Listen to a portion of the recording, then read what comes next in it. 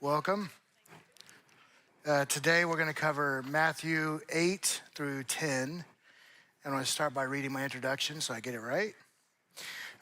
Matthew 8, 1 through 9:34 contains the core actions that Jesus would use as proof that he was the Messiah. It opens up with Jesus coming down from the mountain. We should immediately think of Moses coming down from the mountain after receiving the 10 Commandments. Whereas Moses came down from the mountain to great sin and idolatry, Jesus came down from the mountain and began to reverse the curse of sin. Whereas Moses punished the people for their wickedness, Jesus healed them.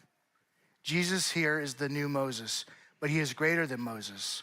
Whereas Moses brought the Torah to bring order to chaos, Jesus sets about restoring chaos to order. He is not containing it, he is removing it. These chapters contain 3 sets of 3 healings and miracles. The first set is followed by the rejection of possible disciples. The second set is followed by the calling of Matthew, maybe the last disciple to be called. And the third set is followed by the anointing and sending out of the disciples. All this is followed with the call to endure persecution, not fear, be loyal to Jesus, and take up our cross. In other words, following the sending of the 12 apostles, Matthew then shows us what is required of us to be sent out. All right. So let's start by reading Matthew 8, 1 through 4. When he came down from the mountain, great clouds followed him. And behold, a leper came to him and knelt before him, saying, "Lord, if you will, you can make me clean." And Jesus stretched out his hand and touched him, saying, "I will, be clean." And immediately his leprosy was cleansed. And Jesus said to him, "See that you say nothing to anyone, but go, show yourself to the priest and offer the gifts that Moses commanded for a proof to them." So, a couple things here. Number one is that lepers were the complete outside of society you could be while living. They were feared, rejected by men. They were, in effect, the walking dead. Now, leprosy is not the same as what we think of when we see leprosy. When we think of leprosy, we think of like our skin falling off and missing limbs, things like that. But scholars think that most likely, in fact, everything I read said this, that leprosy back then was just a skin ailment. So comparison would be maybe to an extreme form of eczema. But, the skin, it did look white.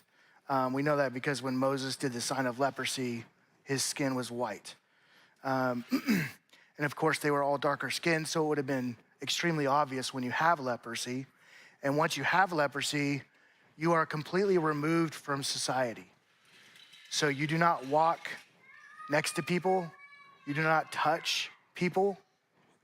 You have to shout as you're walking through the streets, or when you come near people. You have to tell them you're unclean and warn them to stay away. The most comparable example I could think of is how some people think of AIDS. Now, AIDS is not a good equivalence because you could shake someone's hand, no problem, no issues.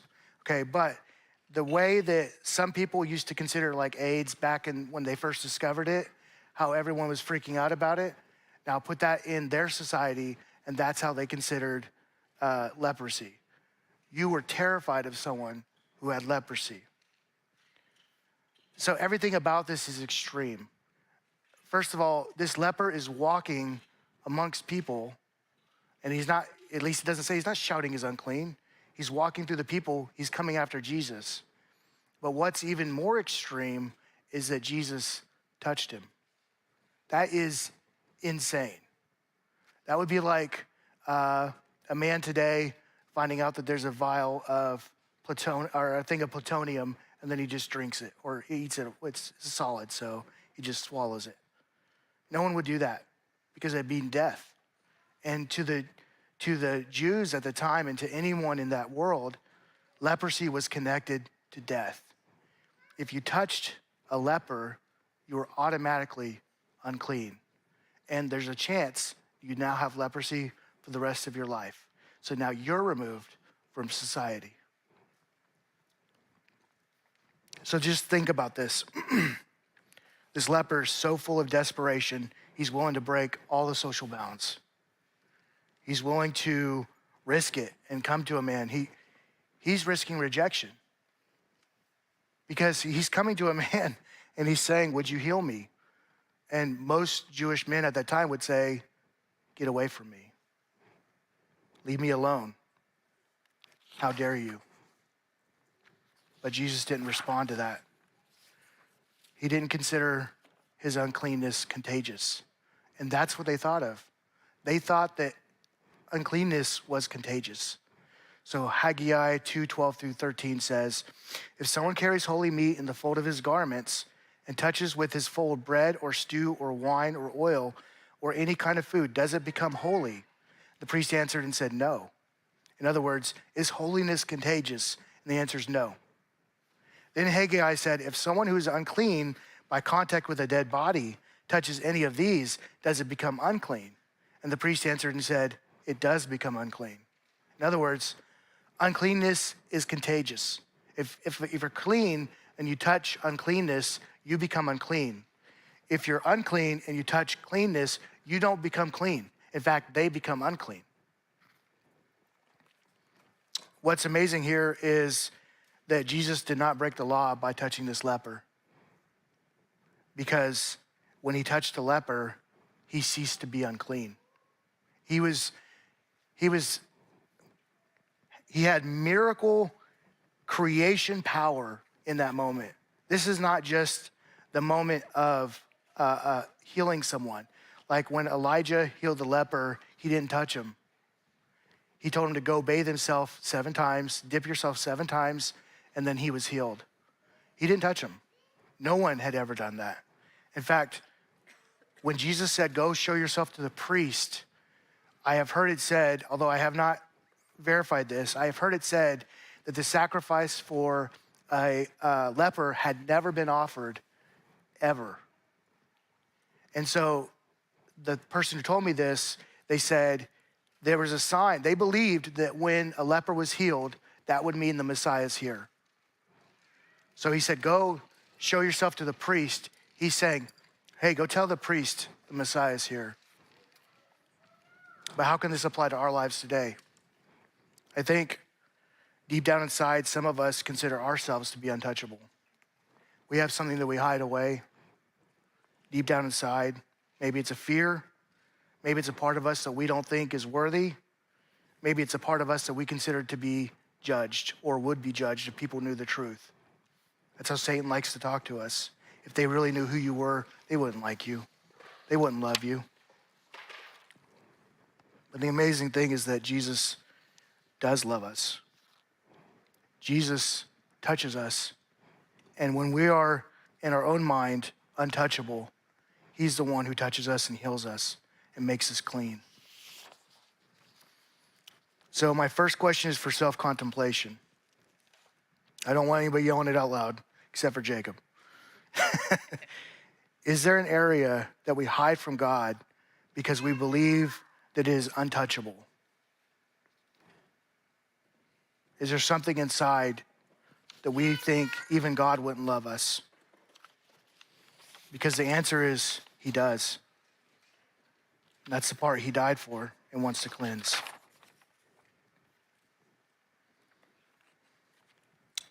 All right, so now we're going to read Matthew 18 through 22. It says, and this is the NRSV-UE. I think the last one was the ESV. Now when Jesus saw great crowds around him, he gave orders to go over to the other side. And a scribe then approached and said, teacher, I will follow you wherever you go. And Jesus said to him, foxes have holes and birds of the air have nests, but the Son of Man has nowhere to lay his head. Another of his disciples said to him, Lord, first let me go and bury my father. And Jesus said to him, follow me and let the dead bury their own dead. So I want to immediately compare that with the call of Matthew. As Jesus, this is Matthew 9 through 13. As Jesus was walking along, he saw a man called Matthew sitting at the tax collection station. And he said to him, follow me. And he got up and followed him. And as he sat at the dinner in the house, many tax collectors and sinners came and were sitting with Jesus and his disciples. When the Pharisees saw this, they said to his disciples, why does your teacher eat with tax collectors and sinners? And when he heard this, he said, those who are well have no need of a physician, but those who are sick, Go and learn what this means. I desire mercy, not sacrifice, for I have not come to call the righteous, but sinners. So the first thing we need to understand with this is the ancient way of thinking about things in Israel. They had a society that's referred to by scholars as an honor and shame society. What that means is that they believed that honor was a limited good. There was only so much of it in the world. And that your greatest approach in life is to achieve honor. And shame was a concept they used to keep you in line. So things like gossip, and oftentimes when you see Jesus conversing with the Pharisees, honor and shame is at play here. So for instance, I'm gonna give an example that's not in my notes, but when Jesus is eating with unwashed hands, and the Pharisees say, why do your disciples eat with unwashed hands? What they're not saying is, Jesus, you're eating with unwashed hands, because they're not confronting him directly. Instead, they're placing the blame on his disciples. He also, by the way, is probably eating with unwashed hands. They're lowering the shame, and they're placing on the disciples to give him a chance to come back into the boundaries that they believe should be set. So they say, why do your disciples eat with unwashed hands? He has the opportunity to say, oh, hey, everyone go wash your hands. And then he can go do it himself. And then now he's back into the boundaries of their society. But instead, he immediately responds by challenging them. And what you see over and over again is that the Pharisees will come in here, a softer level, and then he'll come here and he'll escalate. And then they'll go here and he'll go here. And every single instance of the Pharisees' interaction with Jesus, it's an honor and shame battle, or most instances, it's an honor and shame battle where they are going back and forth in their society and the way they understood life. And they're trying to shame him. That's why they come and they publicly challenge him. They're trying to shame him. That's why, was it Zacchaeus who came to him at night? The reason he came to him at night is to say, hey, I'm not here to challenge you. I'm not trying to take away your honor. So you see this constant back and forth throughout the Gospels. Once you study honor and shame, it completely changes the way you're looking at the Gospels and Jesus' interactions with people.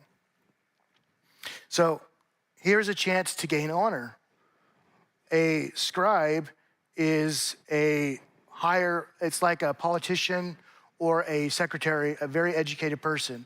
Most people back then weren't educated. So if you have a scribe who's your disciple, that gives you honor. The scribe has already achieved a certain level of status and honor, but now he's willing to humble himself and to go lower his honor, to go be underneath a teacher, almost like a teenager, because most disciples back then were older teenagers. In my opinion, the book of Isaac, chapter 2, I think the disciples were probably teenagers, older teenagers, and Peter was probably the oldest. He was probably in his early 20s. That's not a scholar, that's just Isaac. All right, so he's willing to lower himself to the status of these disciples because in their society, he's already higher. And this is an opportunity for Jesus to gain honor. And Jesus simply responds by saying, I have a home, but I live like I'm homeless. So this is a chance for him to gain honor, and he gives the man a reason to reject him. Because who wants to be homeless? A scribe is educated. He's the elite of his society. In fact, there's a good chance he's a priest. And yet Jesus says, I'm not really interested. If you want to be homeless, you can come follow me. If you want to give up your status, you can come follow me. And I'm not just talking about you as being a scribe. The very place you lay your head, it'll be gone. This other disciple comes and says, let me first go bury my father. And this is comparable to Elijah, I believe it was Elijah, where his disciple, Elisha, wanted to go kiss his father and mother goodbye. 1 Kings 19 through 21. And Elijah says, yes, go ahead. Now, what's more important, kissing your father and mother goodbye or burying your dead father? Burying your dead father, way more important. So Elijah, back to them, one of the greatest prophets alive, allows his disciple to go kiss his mother and father goodbye. But Jesus says, no, if you want to be my disciple, you have to leave everything. You have to be homeless. You have to leave your family. By the way, that would be shameful. That's shameful to leave your father unburied. Now some stranger has to go bury your father, or maybe another family member, and they say, well, he didn't do what was appropriate. He wasn't responsible. So he's saying, if you want to follow me, be ready for shame. Be ready to give up what you have achieved in our society, because I'm not interested in this society. I'm not interested in this kingdom. Rejecting a scribe and accepting a tax collector. Tax collectors were often equivalent with sinners and, what's the other thing? Sinners and Gentiles. They were looked down on. So a tax collector was like a man in a booth, and there's different levels of tax collectors, but they basically would pay money to be able to tax the people. They pay money to Rome, and then they can go and tax the people, which would automatically encourage you to take more than what's due. If I'm due $2,000, but I pay $2,000, if I collect $2,000, I don't live. But if I pay $2,000 to collect $2,000 worth of taxes, and then I collect $10,000, now I can live. It was a system designed for theft. It was a system designed to take, but it also took the burden off of the Romans, because Matthew wasn't a Roman, he was a Jew. These tax collectors were considered like traitors. In fact, it's interesting because the census that was, I think Matthew or Luke, says it happened around the birth of Jesus. The second one, the first one though, there was a rebel who rose up and he formed the Zealots. And this is in Josephus. The reason he gave is he said taxation's like slavery. And he formed a whole rebellion, this whole zealot movement. As a side note, people often think of zealots as backstabbers, thieves, and that's kind of what the Hebrew word hints at. But there were actually two types of zealots. Number one was the thief, the backstabber, the assassin, the murderer. They formed a big chunk of the zealots. But there was another type of zealot. The other type of zealot was the deeply religious Jew who was waiting for the kingdom of God. And they were in rebellion to Rome because they believed they shouldn't be subject to Rome. They were waiting for the Messiah. And we see two of those at the cross. One seems to know who Jesus is and is waiting for his kingdom and believes in him. The other one's mocking him. So we can see both types of zealots at the cross. One is the good kind, one's the bad kind.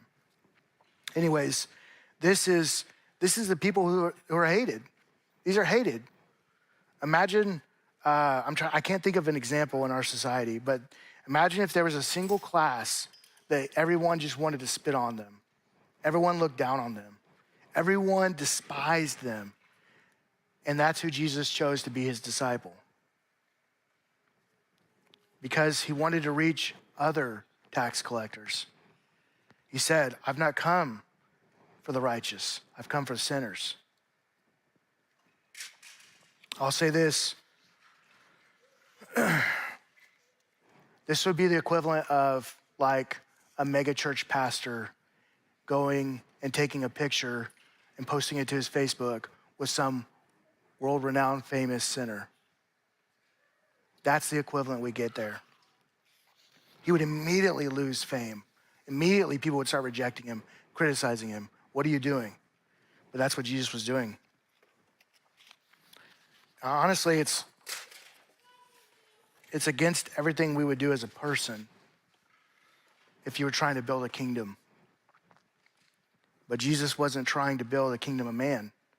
He was building the kingdom of God.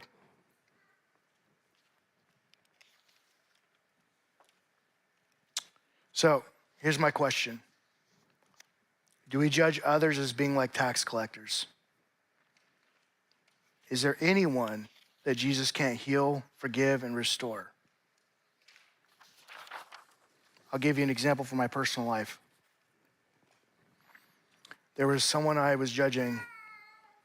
I honestly was so angry with this person that I thought they were damned. I thought they were going to hell. And the Lord stopped speaking to me. And then he said, you're not their judge. You don't decide if they go to heaven or hell. And we like to think, oh, I would never say that. But frankly, there's a lot of different kinds of people in our country that we view this way. And we look down on them, we judge them. What would happen if someone I gotta be careful. I think Jesus, his heart is mercy, so much that he goes to those that we would naturally want to reject. And he wants to change them. It doesn't mean that we remain sinners. You see tax collectors saying, if I've stolen from anyone, I'll give back. I'll pay it back. But it means he changes them, but first he loves them. And I think it's hard for us in our Western Christianity to approach life that way, to say, let me show you love first. Who cares what other people are gonna think when I'm loving on you? You person who the church normally rejects. I'm gonna love you as a person. And I'm gonna take the heat from everyone around me saying, why would you have that person over? Why would you have that person in your house? I've literally been told by Christians that there were friends of mine that I shouldn't have over to my house for dinner because they were unbelievers and because they lived such a worldly lifestyle. And I think it's the opposite. I think Jesus would have them for dinner. He would have them over.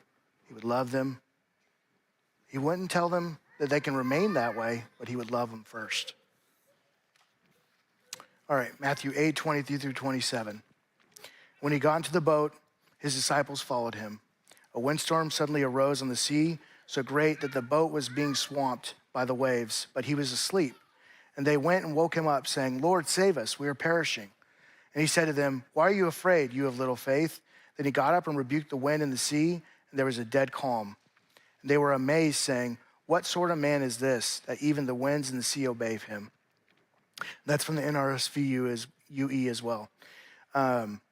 So, first of all, who sleeps in the middle of a storm? Like, for real. Like, there was a time when I was a kid, I was about 12 years old. We had a tornado coming. We were living in Moore, where all the tornadoes are. And my grandma was living with us. And tornadoes coming, sirens are going off. There's crazy weather outside. And we said, Grandma, wake up, wake up. And she said, I sleep through tornadoes. And she rolled over. But really, who sleeps through a storm? Not only are you sleeping through a storm, you're in a boat, and the storm is all around you. That means the boat is not staying still, and there's water pouring into the boat. There's waves about to capsize the boat. The words they use in Greek here, it seems like this is an extreme storm. And the sea, by the way, it does get extreme storms. And they're sudden. They come up, they're there. So Jesus, he's asleep. I don't know how, but they wake him up. They said, Lord, we're about to die. Can you help us? He immediately rebukes the wind and the sea, and everything calms down. Now, to really understand this, to understand what this is saying, we have to look at Daniel. Daniel 7:13 through 14 says, as I watched in the night visions, I saw one like a human being or a son of man coming with the clouds of heaven. And he came to the Ancient One and was presented before him. And to him was given dominion and glory and kingship, that all peoples, nations, and languages should serve him. And his dominion is an everlasting dominion that shall not pass away, and his kingship one that shall never be destroyed. So Daniel sees a son of man coming with the clouds of heaven. We read this, we're like, okay, that's interesting. Some of us are like, hey, wait, Jesus was called the Son of Man. I wonder if that's Jesus. He's given a kingdom, it must be Jesus. And we move on. And then we read in verse 15, that Daniel was disturbed in his visions, and we don't know why. Why was Daniel disturbed? Doesn't make sense to me. Until you understand that coming with the clouds of heaven was a term used to describe Baal. So Baal came with the clouds of heaven. So Daniel says, I saw a son of man with the power of a god. Now, how many gods does Daniel believe in? One. But he sees this man with the power of God come to Yahweh, the Father, the Ancient One, and he's given a kingdom. And Daniel is upset. This does not fit within my paradigm. I don't know what to do with this. This is confusing. In fact, these verses right here led to what's known as the two powers in heaven theory in Judaism. It's considered a cult of Judaism, but it's the precursor to the Trinity. The idea of the Trinity comes from this verse. How is it that a man has the power of God? And they developed this idea, it's also found in the Torah, that there's two Yahwehs, one in heaven and one on earth. There's a book about it, but I haven't read it, so I don't want to try to quote it. All right, but so Daniel's disturbed in this moment. How can this be? And frankly, I don't think anyone really understood. By the way, you can read Psalm 68:33, and it describes Yahweh as one who rides upon the clouds of heaven. So what they're doing is they're taking the honor that the unbelievers are giving to their gods, and they're saying, no, your God's not real. Baal's not real. He doesn't do anything. But Yahweh, he controls the weather. That's what they're saying. Yahweh controls the weather. Baal is not real. They're taking the honor of Baal and they're giving it to Yahweh. Okay, that's good. The Bible does this constantly, all over the place. So, this description is given to a man. Well, that doesn't make any sense. Well, I'm sure they just kind of move on like we do. And then one day, Jesus shows up. He says, oh, I'm the Son of Man. No one thinks about it. Everyone's like, oh, okay, yeah, you're a man. I'm the Son of Man. Yeah, you're a man. I get it. I'm the Son of Man. Your dad's a man. Okay, I get it. Until he's standing before the high priest. Matthew 26:63 through 65, NRSV. But Jesus was silent. Then the high priest said to him, I put you under oath before the living God. Tell us if you're the Messiah, the Son of God. And Jesus said to him, you have said so, but I tell you, from now on, you will see the Son of Man seated at the right hand of power and coming on the clouds of heaven. Then the high priest tore his clothes and said, he has blasphemed. Why do we still need witnesses? You now heard his blasphemy. The high priest knew what he was talking about because they believed that like this Baal guy who wasn't a god, they described him this way. And Jesus says, by the way, I'm the Son of Man Daniel's talking about. Baal is nothing, but I am. So that's what he's doing when he's calming this weather, because Baal was a storm god.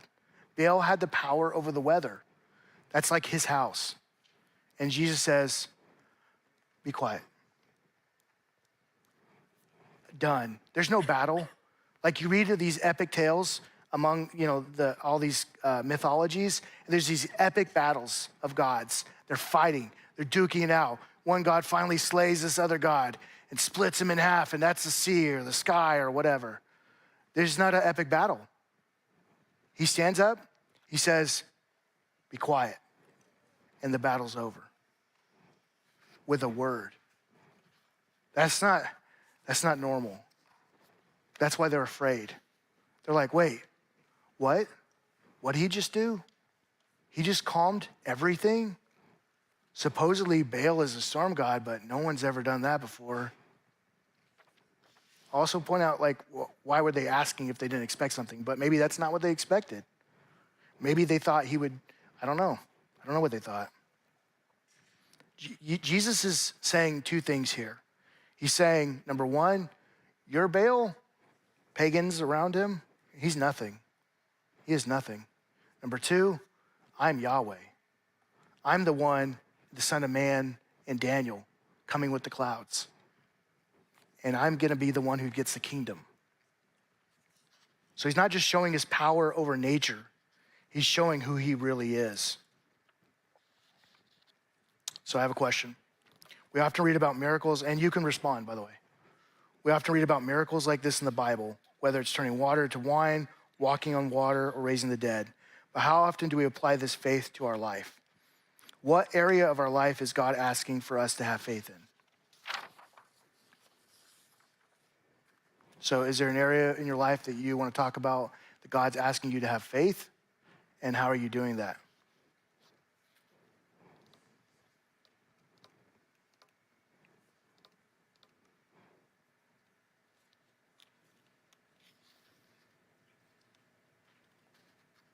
Okay, that was so many answers. I don't know, I can't really. I think he's asking us to have faith in everything. Yeah. I mean, No, I do. it's faith in everything. So you know, your my car to start,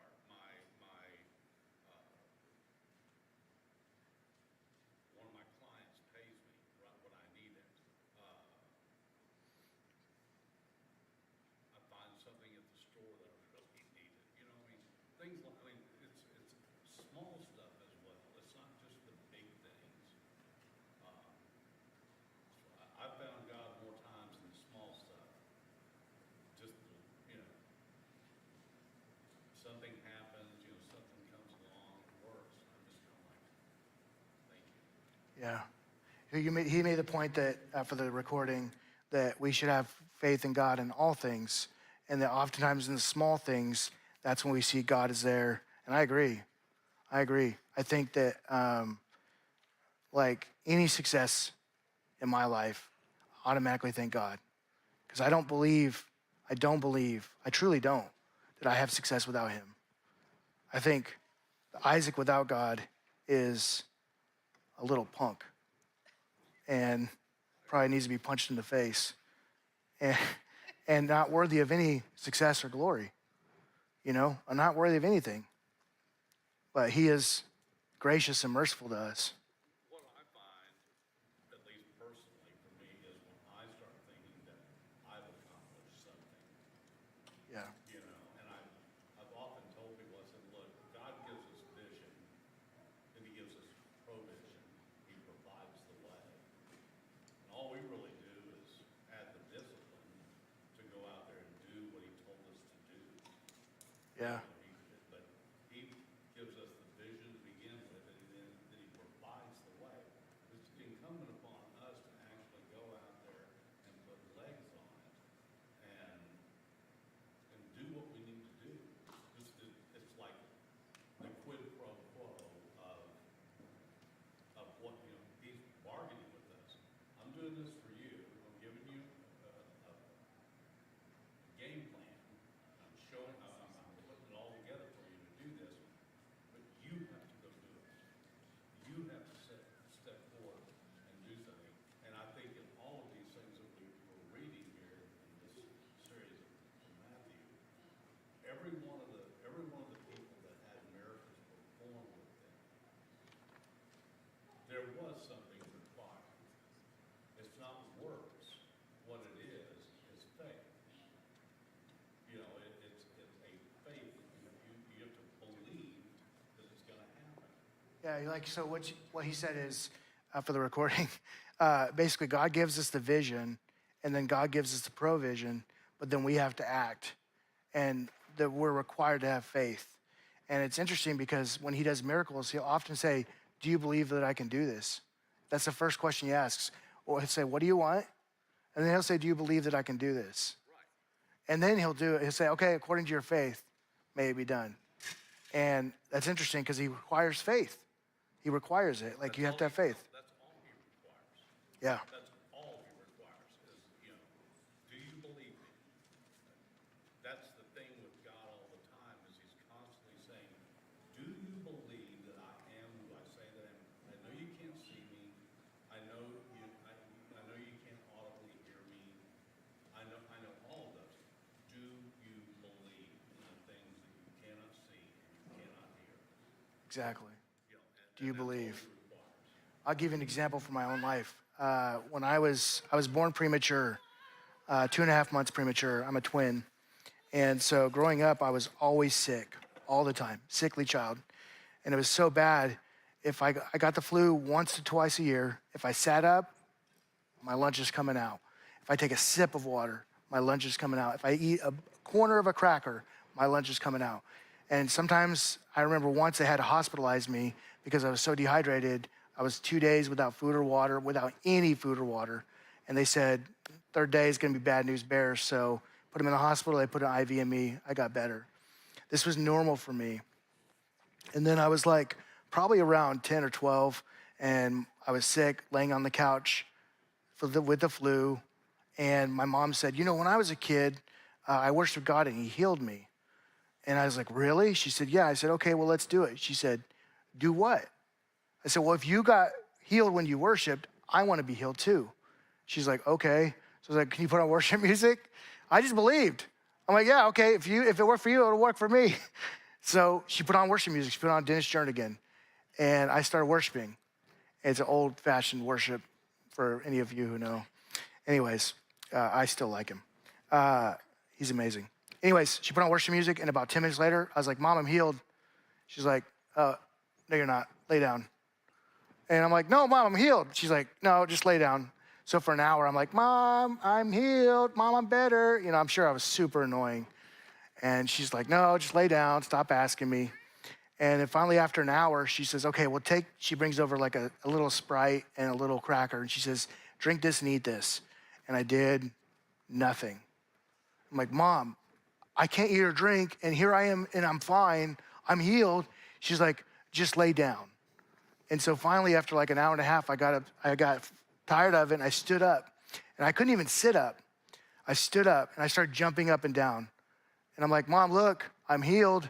I couldn't do this before. I'm healed.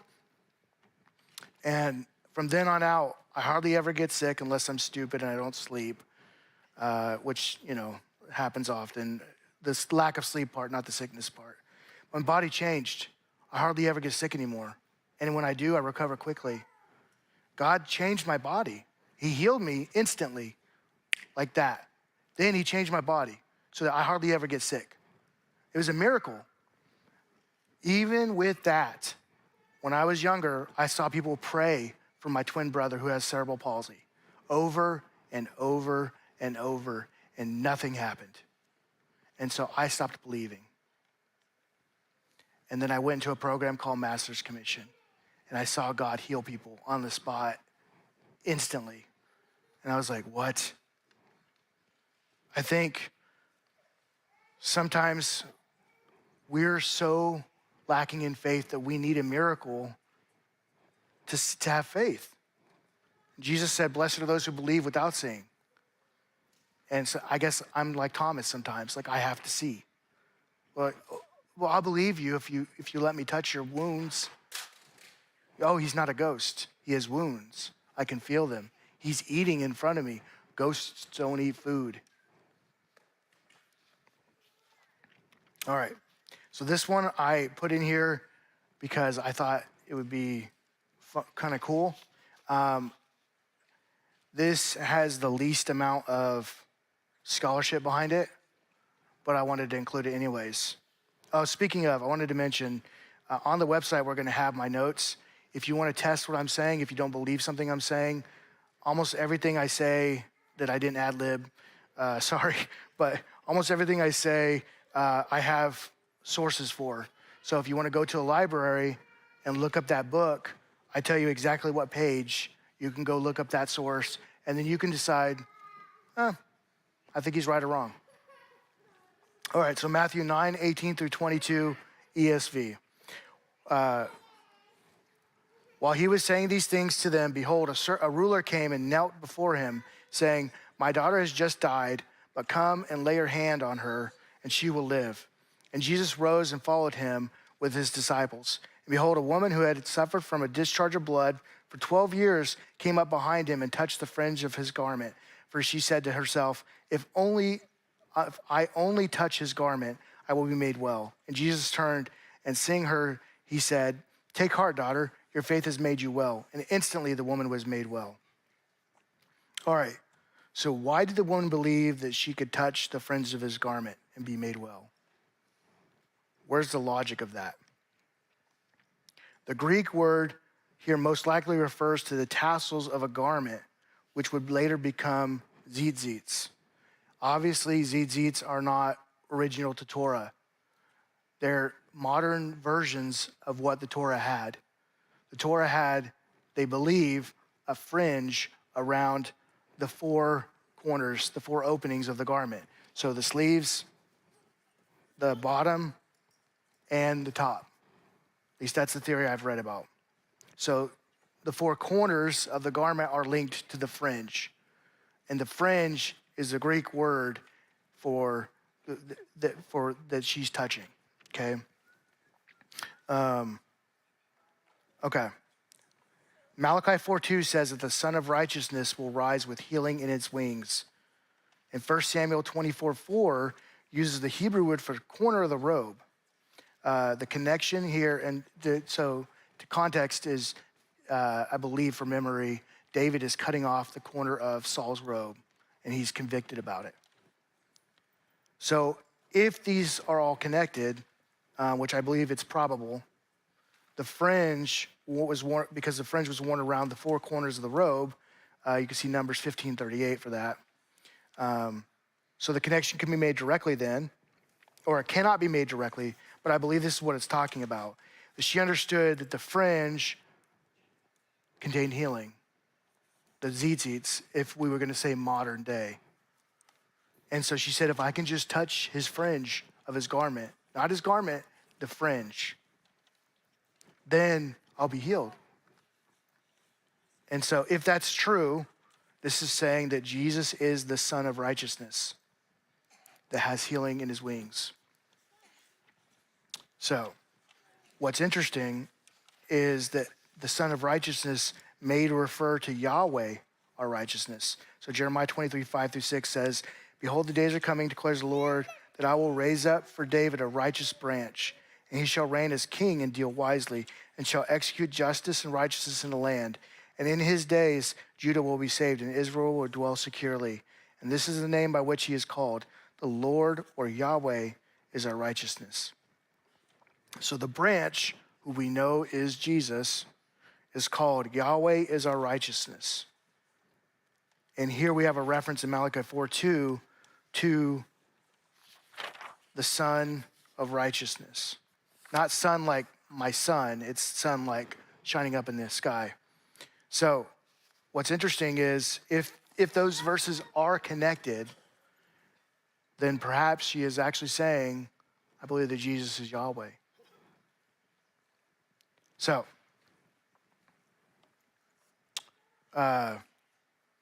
this is another question for internal contemplation.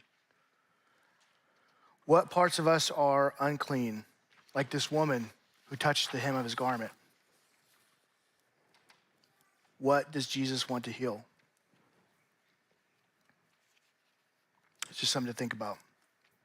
All right, Matthew 10:1. That Jesus summoned the 12 disciples and gave them authority over unclean spirits to cast them out and to cure every disease and every sickness. So the disciples were sent out. Now, what's interesting is until this moment, Jesus is alone.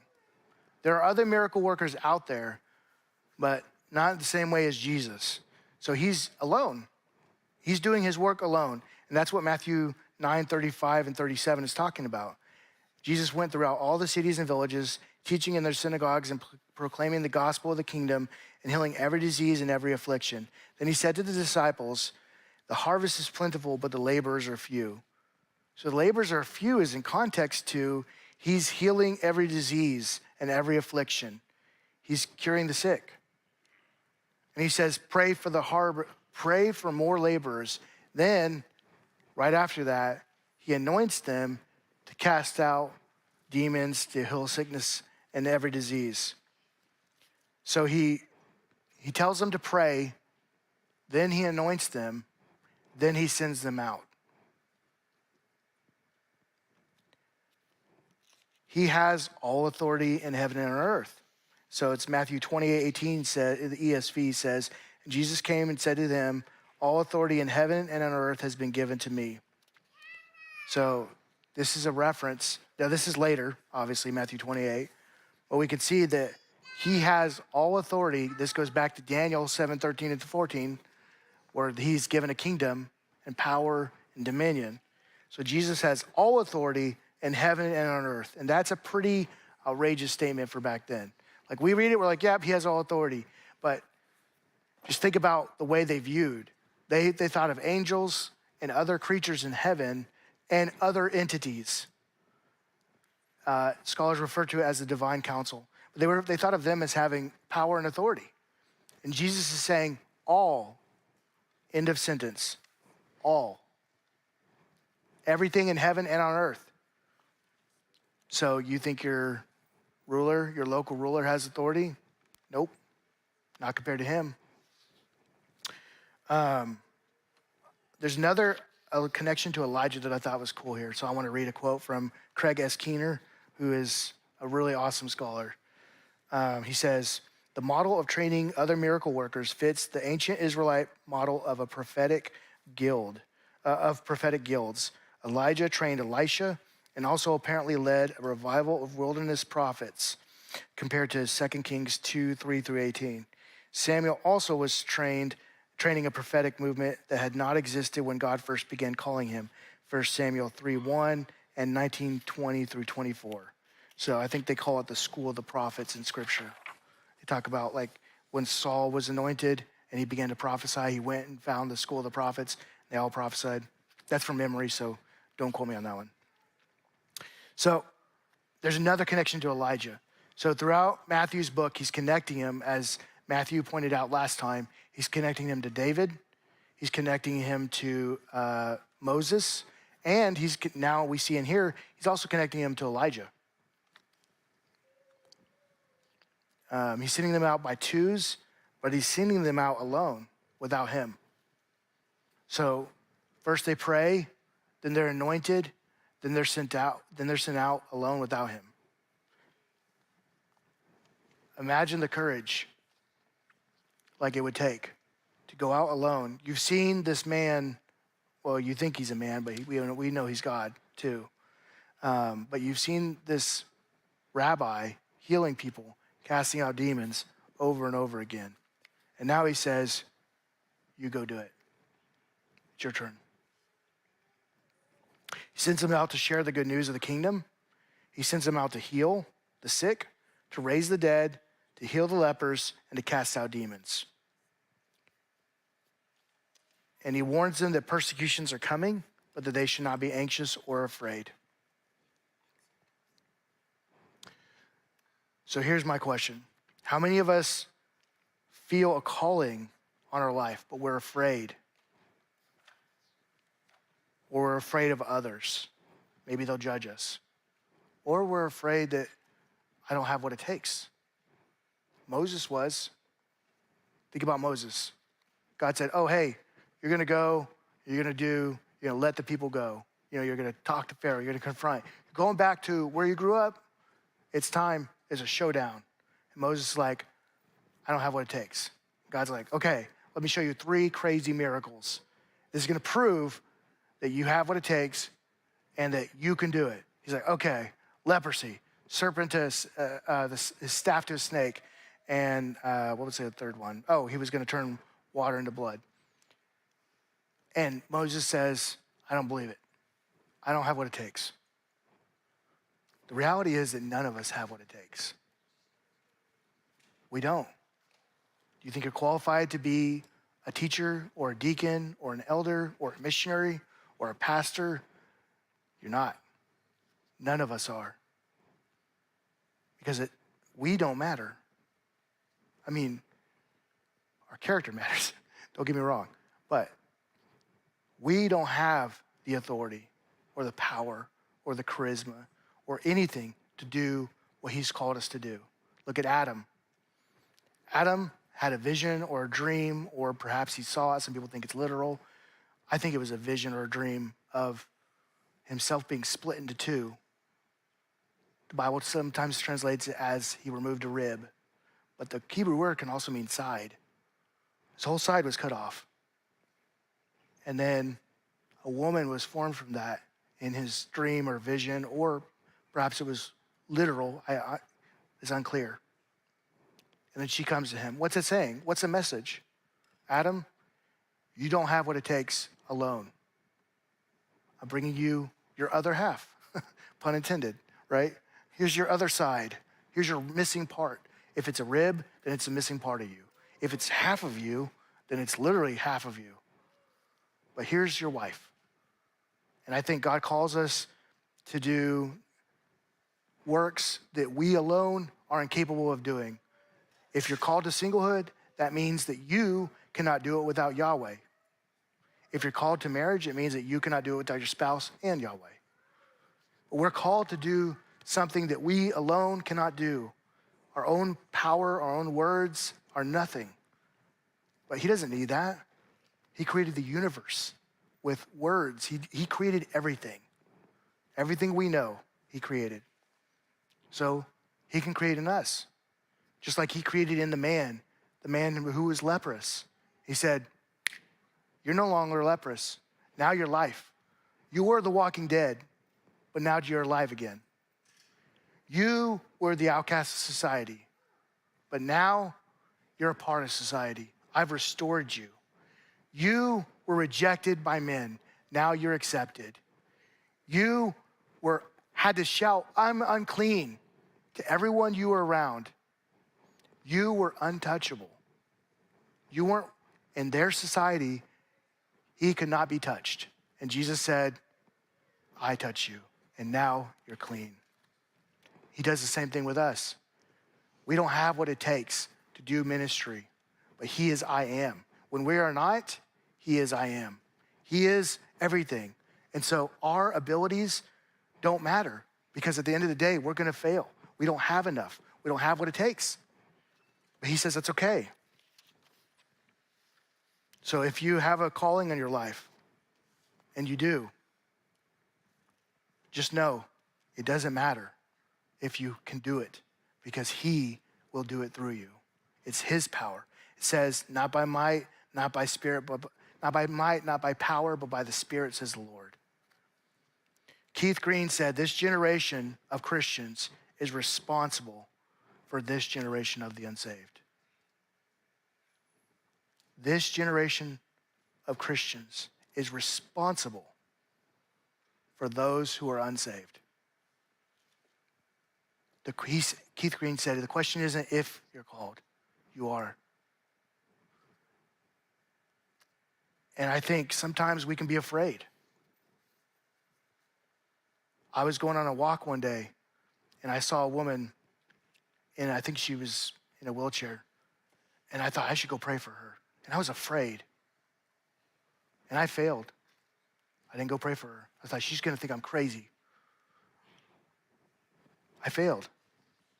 But there's been other times where I succeeded. I went and I did it, and the Lord acted like that. We're responsible. The Great Commission was given to us. We're supposed to share the good news of the kingdom. We're supposed to heal the sick, raise the dead, heal the lepers, and cast out demons. That's to us. Now, that was to the 12 disciples. But the Great Commission didn't stop.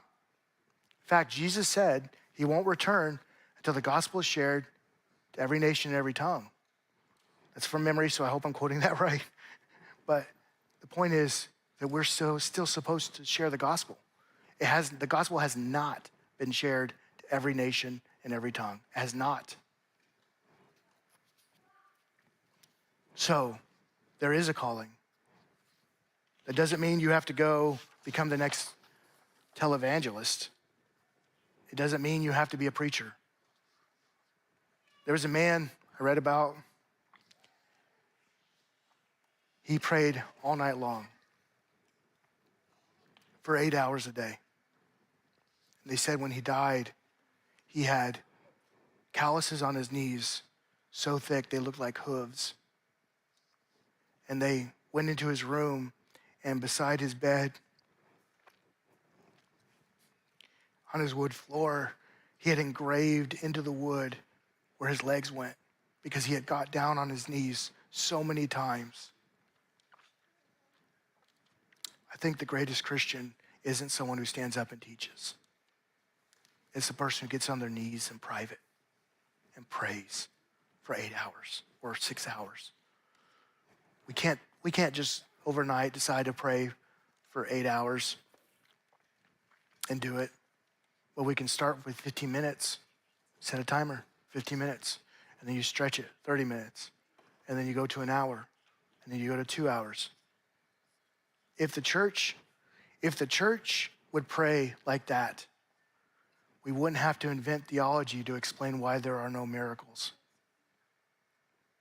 I think you see Jesus over and over going up onto the mountain and praying all night long, fasting for 40 days and 40 nights. He did that once. And I'm not saying we all have to go out and fast for 40 days, because some of the skinnier people would probably die. I would be alive, so good news. But the point is that we are called. And whether it means you're called to be a teacher or a missionary or a pastor or an elder or a deacon, or you're called to be a prayer warrior, someone who goes before the throne, someone who talks to God. That was Moses' greatest thing, is that he talked to God face to face. But the greatest thing about Moses wasn't that he turned an entire river into blood. The greatest thing about Moses wasn't that he caused all these plagues. He systematically destroyed Egypt. One of the greatest nations of his time was destroyed. I think Jews believe it was over a period of a year. That's from my memory, but he was destroyed how long ever these plagues took. He destroyed an entire nation. God came and executed their gods. That wasn't the greatest thing. God said, you should be afraid of Moses because he speaks to me face to face. The greatest calling we have is to get on our knees and speak to God face to face. And we are called. We are chosen. And that's our calling. So, that's all I have today. Is there any questions about Matthew 8 through 10?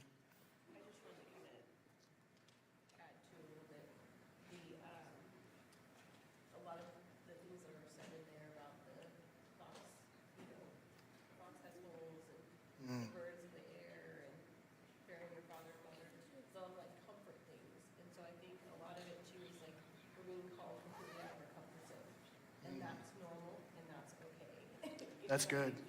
I think that's the other thing too, is a lot of times we don't like to execute the zone. And so being able to have the faith and trust to sleep through a storm, sleep in a boat in a storm, it's like, you know that God's going to take care of you, and not just have the provisions and things, but like everything, like he's going to do everything for you. And so having that level of faith and trust to be out of your comfort zone, to be, whatever's going to happen to me is exactly what he wants to happen to me, being able to walk that out is tremendous too. Yeah, she said all the things like the foxes have holes, but I don't have a place to lay my head. She talked about how we're brought out of our comfort zone. Like we're not supposed to be comfortable. And I agree. That's amazing. That's a good point. And that he'll be, I can't remember the last point you made, sorry. Just, to be so trusting and have the faith that he's going to provide for us. He's going to take us where we need to go. Yeah, to have faith and trust and know that he is going to provide for us. He is going to care for us as we go. I'm trying to remember his name. I want to say Andrew Murray, but it's not Andrew Murray. He ran an orphanage in England, and he had over 50,000 prayers answered. George Mueller had over 50,000 recorded. He would write down his prayers, and then they would be answered. 50,000 prayers. He would have things like he needs $27.64 to buy something for the orphanage. He'd go for a walk and pray. Be like, God, I need 27. A stranger would walk up to him and hand him $27.64, exactly what he needed. Or he would have a broken down furnace. And in England, back then, they didn't work on the weekends. But he has an orphanage full of kids. What am I gonna do? It's cold. And so he prays. And they say, we're going to work through the weekend, through the night, and we're not going to stop until it's fixed. And they did. They worked through the night, and they didn't stop until it was fixed. Over and over again, he had his prayers answered 50,000 times. I can't even imagine. By the end of it, he's probably like, I mean, I know it's going to happen. But he would say things like, I have so much to do today, I must pray for 3 hours. He made prayer a priority. And I think I struggle with that, not doing that. 3 hours a day praying, that's a lot of time. And but he said, I have so much to do, I have so much to accomplish, I must first spend it with my king. So, any more questions or thoughts? Any more thoughts or questions?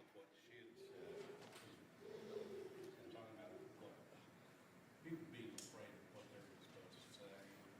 And that's what he said, what Christ said to them, like, don't worry about what you're supposed to say. Yeah. And I think that also applies when you pray. Don't worry about what you're saying.